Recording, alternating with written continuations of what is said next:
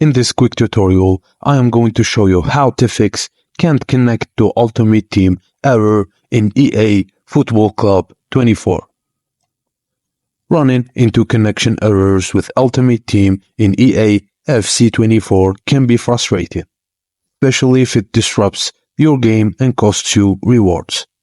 So here's a step-by-step guide to help you troubleshoot and fix this issue. 1. Retry accessing Ultimate Team. Sometimes a simple retry can solve the problem. If you see an error message, attempt to access Ultimate Guide Team again. 2. Restart the game. If retrying doesn't work, close the game entirely and then reopen it. This can help refresh the game's connection to the servers. 3.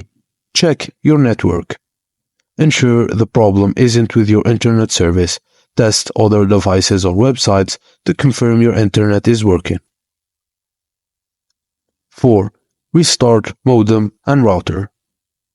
If your Wi-Fi and experiencing issues, try restarting your modem and router.